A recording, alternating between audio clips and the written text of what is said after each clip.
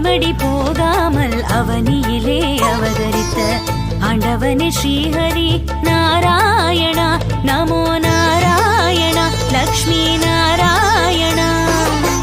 துணுடைத்து துயர் துடைக்க